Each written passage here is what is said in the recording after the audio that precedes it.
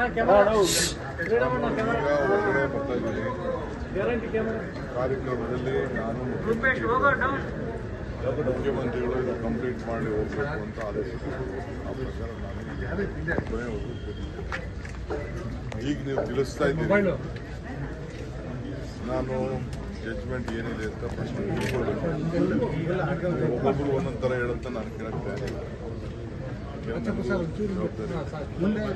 ಒಂದು ನಮ್ಮ ಮುಖ್ಯಮಂತ್ರಿಗಳ ಮೇಲೆ ದೊಡ್ಡ ಷಡ್ಯಂತ್ರ, ನನ್ನ ಮೇಲೆ ಹೆಂಗೆ ಷಡ್ಯಂತ್ರ ಮಾಡಿದ್ರು ಬಿಜೆಪಿಯವರು ಮಾಡಿ ಕೇಸ್ ಹಾಕಿ ಜೈಲು ಕಳಿಸಿ, ಏನೋ ಭಗವಂತನ ಕೃಪೆಯಿಂದ ನಾನು ಹೊರಗಡೆ ಬಂದಿದ್ದೀನಿ. ಕೇಸು ಕೂಡ ಅದು ಜೈಲು ಹೋಗಿದ್ದ ಕೇಸು ಕೂಡ ವಜಾಯಿತು. ಹಂಗೆ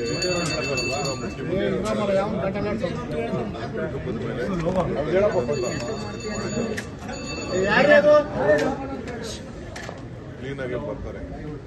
ಯಾವ ತನಿಖೆ ಆದೇಶ ಮಾಡಿ ಏನೇ ಮಾಡಿದ್ದಾರೆ ನನ್ನ ಪ್ರಕಾರ ಅವ್ರು ಯಾವ ತಪ್ಪು ಅವ್ರಿಗೆ ತಪ್ಪು ಕೂಡ ಮಾಡಿದ್ದಾರೆ.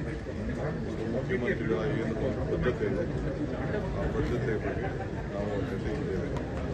ಅವ್ರು ಮಾಡಿರೋಂಥ ಕಾರ್ಯಕ್ರಮ ರಾಜ್ಯಕ್ಕೆ ಕೊಟ್ಟಂಥ ಕೊಡುಗೆನ ಬಿಜೆಪಿ ಕೈಲಿ ಸೇರಿಸ್ಕೊಳ್ಳೋಕೆ ಆಗ್ತಾ ಇಲ್ಲ. ದೊಡ್ಡ ಷಡ್ಯಂತ್ರ ನಡೀತಾ ಇದೆ. ಇಷ್ಟು ಮಾತ್ರ ಹೇಳ್ತೀನಿ.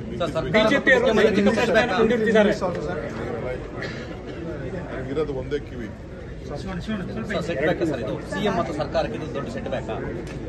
ನಾನು ಫಸ್ಟು ನೋಡಿ ಹೇಳ್ತೀನಿ ಸೆಟ್ ಬ್ಯಾಕ್ ಏನು ಸೆಟ್ ಬ್ಯಾಕ್ ಇದೆ, ತನಿಖೆ ಏನು ನಡೀತದೋ ನಡಿಬೇಕು ಅಂತ ಆದೇಶ ಕೊಟ್ಟಿದ್ದಾರೆ ಅಂತ ನೀವು ಹೇಳ್ತಾ ಇದ್ದೀರಿ. ಏನು ವಿಚಾರ ನೋಡ್ತೀನಿ.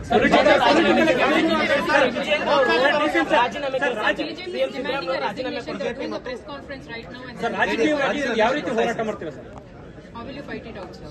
There is no question. Chief Minister